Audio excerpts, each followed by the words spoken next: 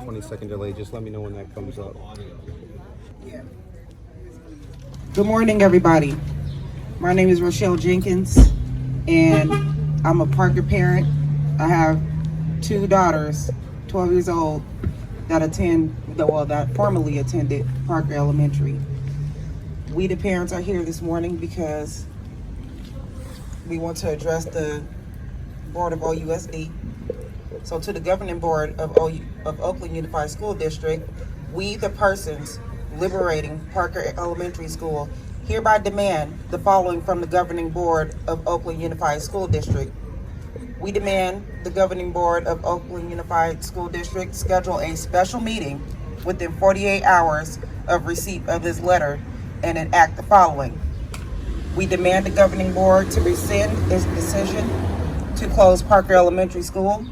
We demand that the governing board directs the superintendent or her designee to create a plan to provide safe, in-person learning program in Oakland for students who will otherwise be assigned to Community Day in partnership with the educators and students impacted. We demand the governing board to rescind its decision to eliminate grades 6 through 8 at La Escuelita Elementary School within 24 hours of the governing board's affirmative vote we want them to take the above actions to the persons liberating Parker Elementary School and will vacate the premises. It says also, it will be understood that the agents and officers of Oakland Unified School District will take no legal action against persons occupying Parker Elementary. We intend to liberate Parker Elementary School until our demands are met. These are our demands. There you go.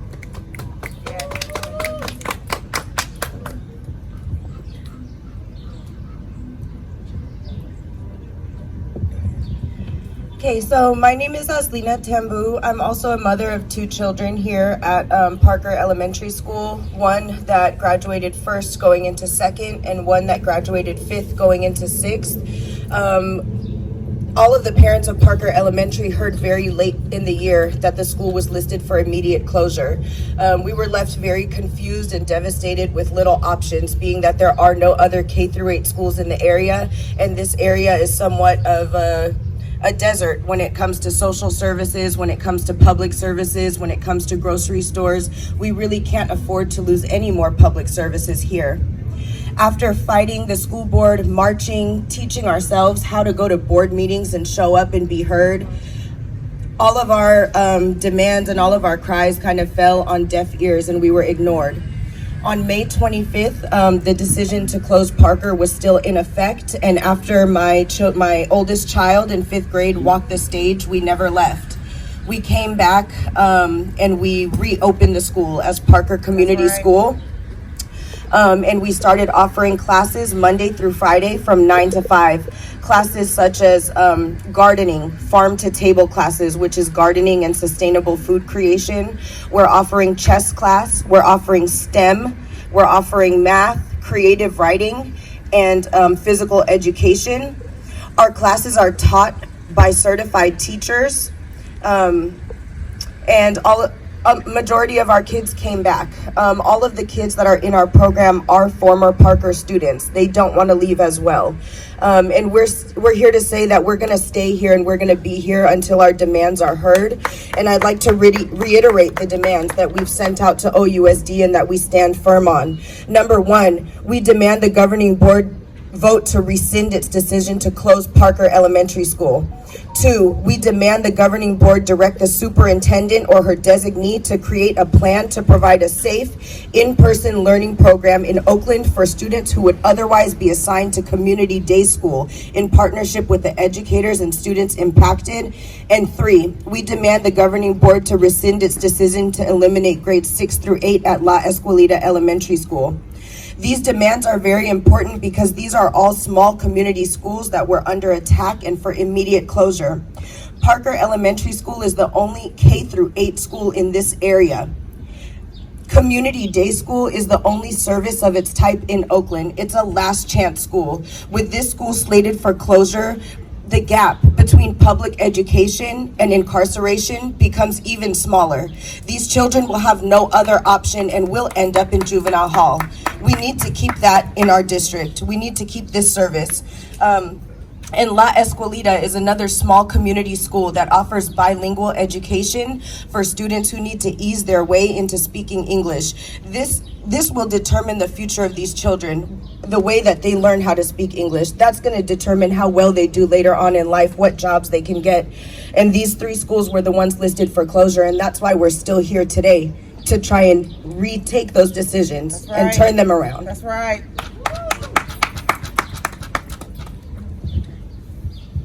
Could you spell your names before we forget? ROCHELLEJENKINS. AZLINAH, last name TAMBU. Thank you. Thank you. Go ahead, Misty. My name is Misty Cross, that's MISTY, last name CROSS. I am one of the co-founders of the West Oakland Moms for Housing, and I'm standing in solidarity with these moms. When it comes to the district referring to safety and hazards, I would advise that they look at the paperwork that they received from the Berkeley NAAC chapter that stated that Josh Daniels used his racist antics to intimidate Black and brown folks. And that's what he's been doing here, using his power to come up here and intimidate women and children and volunteers who are here to protect this space. The reason why these moms stood up is because this happened to them instantly in short notice. They didn't have any other option but to be a mother and start protecting their babies. If education is attacked when kids are in K through 8th grade, then like she said, this feeds right into the school to prison pipeline. What these brave mothers have done was took a stand, because we have schools that are going to be affected next year. 6 more schools, Brookfield, KDA, a lot of other schools that will be affected in the same manner. They won't have enough time to catch up and see what's going on. The district failed to engage the parents with Title I funding. They failed to really fully fund these schools that lack resources in Black and brown communities. They are definitely disserving our children. And so when we say that we're going back to the basics of starting education and putting in summer programming so that the parents and the community of this area can still thrive and still work and do the things that they have to do day to day, this is the type of actions that we need to happen. And this needs to go around the world, because it's not only happening here in California, it's happening in Chicago, Detroit, other states that really serve Black and brown communities. We're calling out folks to come to the school board meeting on June 8th. That's where we'll be giving our demands and submitting a resolution to the board. It's time for them to right the wrongs that they have done throughout this district. This is 10 years since the Lakeview Occupy, and parents should not have to do this for public education. Public funding should stay in public communities. It should remain with the communities that pay tax dollars into this system.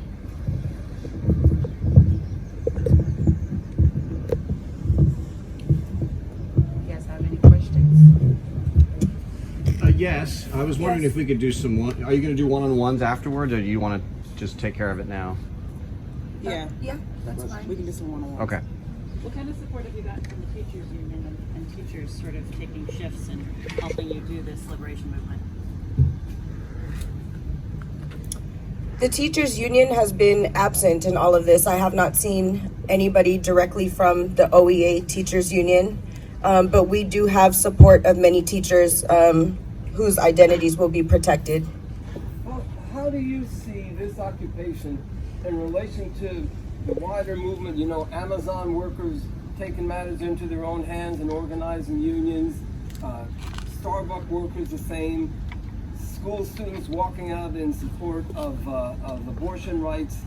How do you see what you're doing here in relation to that?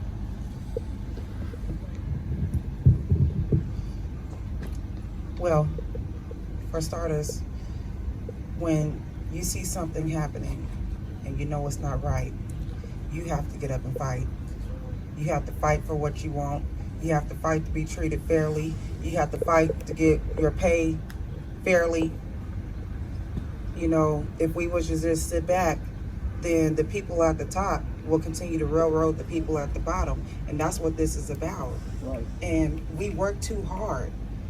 And we have to get up too early in the morning for somebody to come and do us wrong and do us a disservice.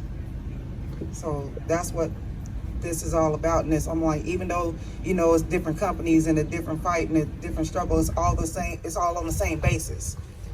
Injustice, unfair treatment, discrimination, you know, racism, all that stuff just, you know, ties into that. Rochelle, with regard to your second or your third demand about directing the superintendent to provide in-person instruction, I'm anticipating OUSD will say, well, we have reassigned those students to in-person instruction elsewhere. What about that demand is different than what the district is saying it's going to provide? We want to see that it's different than what they say. Again, this service of Community Day, this last chance type school that rehabilitates children back into normal OUSD schools, needs to stay in this area. That was a school of District 6. Their plan that they came up with is to send these children to Hayward. Children don't have transportation. These are children that are already very at risk. They probably will not go to Hayward for instruction. They need to have this service in their neighborhood, in our community, that's easily accessible, or else it's not a tangible plan. It's not a good enough plan, so they need to revisit the drawing board. But the district says most of the rest of the students at Parker have already accepted assignments at other schools already, leaving you guys in a very small minority here, I think. We were force enrolled into other schools. All of us were force enrolled into other schools. When the district came to have us fill out the enrollment forms in the beginning, when they first closed the school, 35% of Parker students, which was everybody who was there that day who knew about the enrollment service coming here, put Parker as number 1, 2, and 3. We were force enrolled into other schools. We had no choice. We had to accept elsewhere. And we had to accept in neighborhoods that are not near here. Most of our middle schoolers are going to Elmhurst, which is over 25 blocks away. Most of our children walk to this school because they live all through these apartments, and now they'll have to walk from 79th and MacArthur all the way to 98th and Plymouth. These are gang-infested areas. There's human trafficking going on out here. There's shootings every day. Those are the real safety hazards that we're talking here, and that's why they're able to put out this narrative that Parker students have accepted elsewhere. We were forced to. How long are you prepared to stay here? Until these demands are met, until 24 hours after an affirmative vote. That's right. What happens if they ignore you? We stand, baby. We're not going anywhere, because when you guys don't want to give us something that we're asking for, we have enough intelligence and we have enough courage and there's just a mind to unite with one another in our own community, and everybody in our community has a skill that we can offer to teach these kids. We can give it to them ourselves. How many certified teachers are working here? As I said earlier, all of our teachers' identities have to be protected, and that is kind of a quiet topic. But our teachers who are teaching these classes are certified teachers, and at this moment, until our demands are complied with, we can't release information about that. Okay, no names, but not even a number? No. Okay. How many families do you have like staying overnight from day to day? Complete families, Or just individuals? How many people are staying? dozens. What are you hearing from the children about what's going on? All of the kids that came back for the summer program are all Parker students that just were forced out this year. They were shocked at first. They know exactly why we're here and what we're doing, and they're so happy to be here, and they never want to leave. And it's like life as normal for them. It's like the damage has somewhat been repaired. devastated earlier this year when they heard about the kids. They were devastated the moment they learned that Parker was closing down. Some kids, cried and were emotional. My kids, they were upset and emotional because this is somewhere that they've been for a while, and this is all that they know. They love their teachers, they love their friends, they love the other staff members.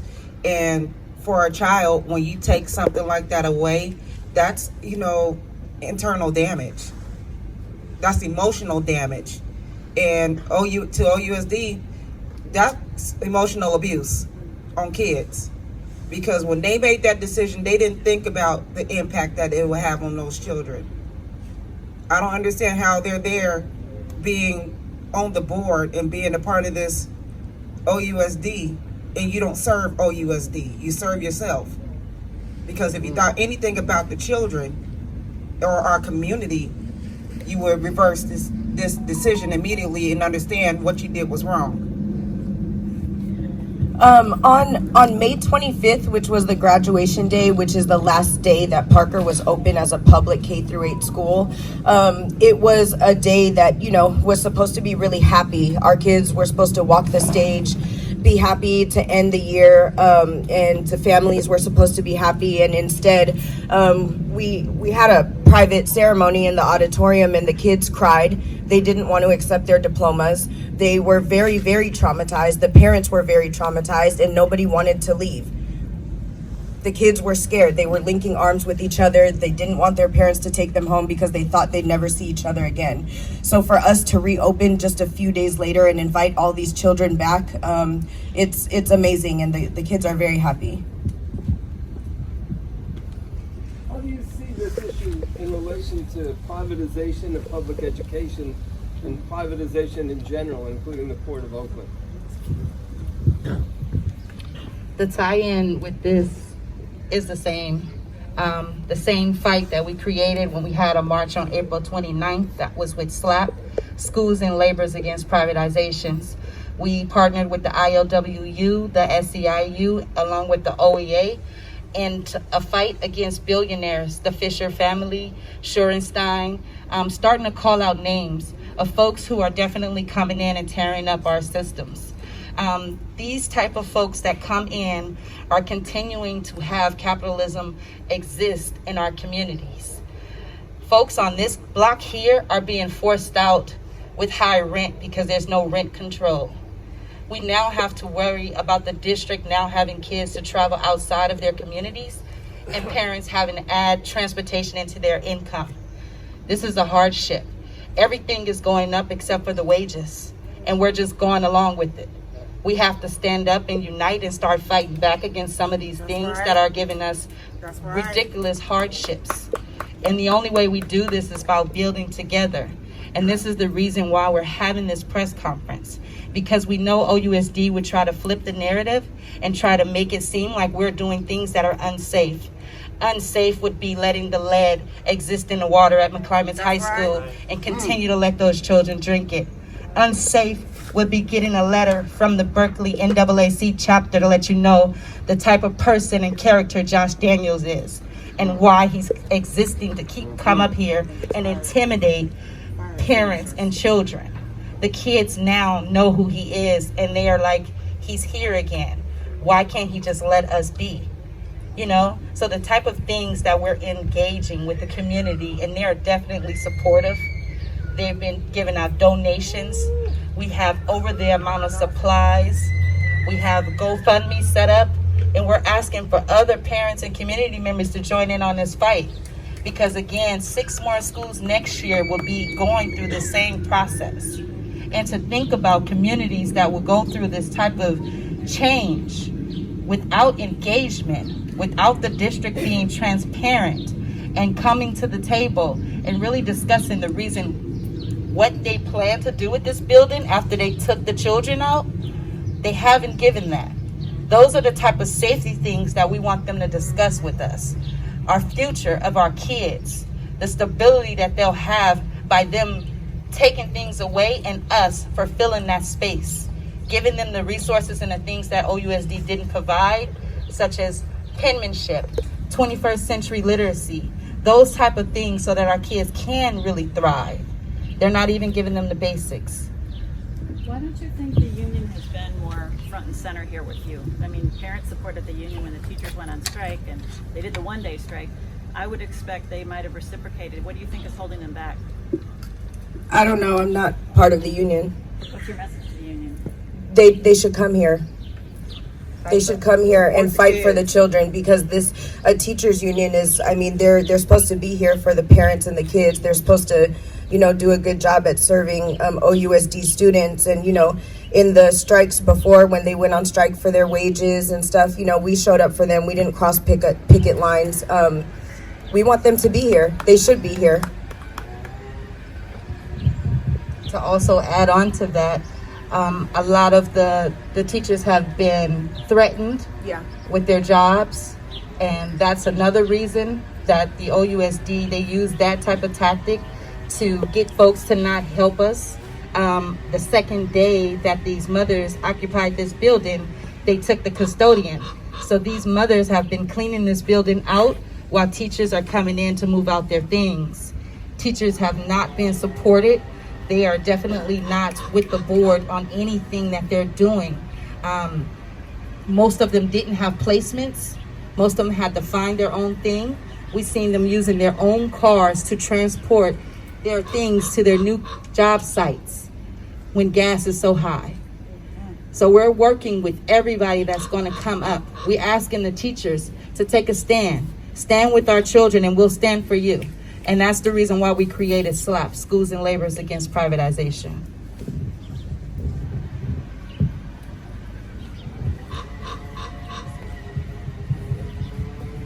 Is there any other questions? Thank you. Thank you. We had a letter, a solidarity letter from the ILWU Local 10, and to whom it may concern, as a representative from the ILWU, I speak in full support of the Parker sit-in demands for OUSD board to reverse the decision to close Parker K through 8 and the decision to truncate grades 6 through 8 at La Escuelita. The board must also provide a safe in-person learning program for students of Community Day in partnership with educators and students impacted. The Oakland Unified School District attempts to close down schools in working class areas is part of the ongoing attack on public education, given history has demonstrated time and time again that school closures devastate communities. This is a part of OUSD's strategy to use budget crisis as an attempt to further privatize public education through charter schools. Closing and privatizing public schools are part of a playbook by the ruling class of the gentrify our neighborhoods and communities. John Fisher, a board director of the KIPP charter schools, is waging a multi-front attack that includes attempting to close Howard Terminal, bankrolling charter school expansion, and destroying good-paying union jobs with the proposed luxury condo stadium complex. OUSD must end this use of school closures for physical management. This crisis is predominant given the extreme wealth in California. The OUSD must end their attempts at closing and charterizing our schools and make additional efforts to drive enrollment at our public schools. These issues are deeply connected, and we must stand strong against gentrification and privatization of our public infrastructure. The port and school closures are part of the ruling class strategy to profit from the devastation of our communities.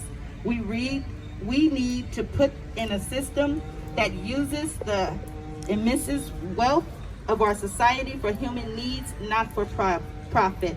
In solidarity, Trent Willis, ILWN, past president of ILWU Local 10.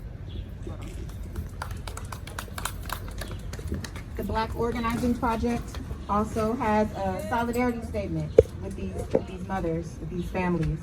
The Black Organizing Project supports the families and community of Parker Elementary in their tenacious stand to keep Parker School open to the community.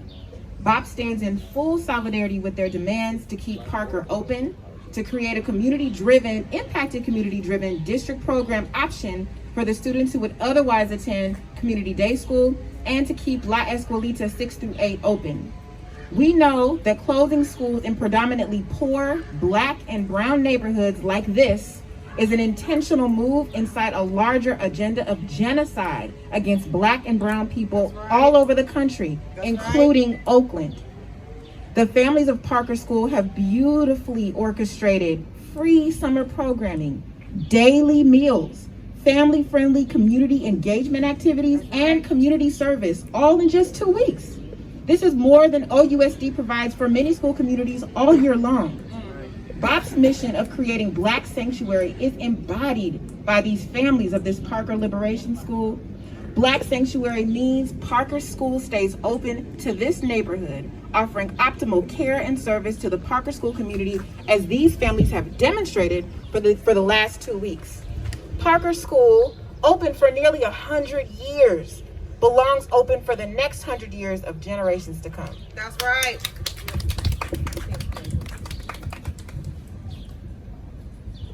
Thank you guys for being here, for coming. To stay after graduation, we have to quickly plan everything that makes a school function. And running a school is tiring, especially when it's coming together in 2 weeks. But it's beautiful, so it's worth the sleep deprivation. And really what we're doing is something that we've been asking OUSD to do for years. And that's to serve the community. Have a functioning school. Do what you have to do.